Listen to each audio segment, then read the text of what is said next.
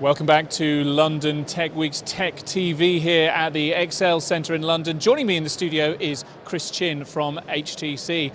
Let's talk VR, shall we? Tell me about HTC and your involvement here at London Tech Week. Yeah, so HTC Vive is the premier headset we've launched about 17 months ago. So we're really in year 2. It's been really exciting for us. So I'm here giving a keynote and a panel on healthcare and education, talking about non-gaming VR applications. And the talk I did earlier today was about how do you improve your product appeal in VR using VR technologies. So you were saying just before we started rolling that you don't work in the hardware area so much, but you work in the content. So how does that work? You help third parties to create compelling content for the platform? Yes, so I'm part of an organization called Vive Studios within the HTC Vive organization. We're essentially the content label for HTC, so we both internally produce content and we work with outside partners, IP owners, developers to bring and showcase the best VR content on the platform. It's a very important role because obviously the headset, the hardware, 2016 was a very big year for virtual reality, but as anybody who owns a content platform, it ain't nothing without the content. You were talking about the content that you're helping educational establishments and also healthcare to create in a panel session. Tell me more about that. Tell me more about why VR is such a good fit in education and in healthcare. Yeah, so for education, it's the most immersive experience you can get. There's been a lot of research done on different types of learning. People learn in different ways. Some people are visual learners, some people are physical learners. VR gives you the option and availability to do all those things. And there's been a lot of, like I said, research done that actually proves the fact that people learn, retain, and actually recall the information they've learned in VR for a longer period of time than they would in any other medium. So it's been very effective, and we're kind of just at the very beginning stages of that. It's very exciting.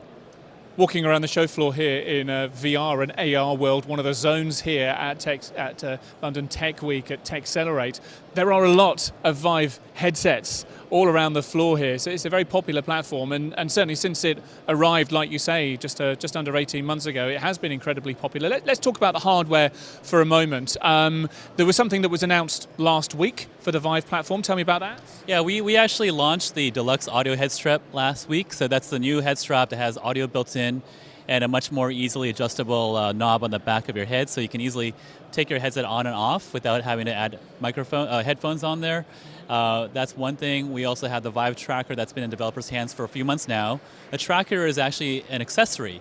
So it's a puck you stick on to any object. It could be your feet, could be a tennis racket, but it brings that object now into VR. So you can see that object in VR just like you would see your hands, just like you would track yourself, and it basically unlocks a whole number of amazing potential applications for use of VR, because now you can bring those experiences to the virtual environment.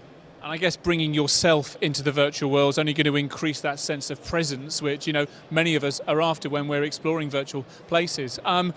While I would love to ask you about what's the HTC Vive 2 going to look like, I know you're not going to answer that, so I will ask you instead, where do you see the hardware? What's the kind of next step that we need to take to really solidify the great steps that VR has taken over the last 18 months, 2 years? Yeah, so we've actually made a number of partnership announcements this past month.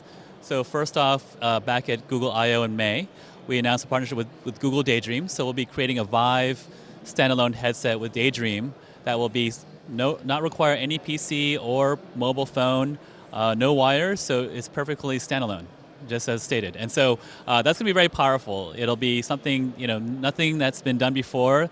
It'll be on the marketplace later this year, so we're excited about that, and that will, I think, complement the Vive very well and some other devices. So that's one. We also announced a partnership with Intel. So Intel will actually be working with us for WiGig technology to create a wireless accessory for the Vive.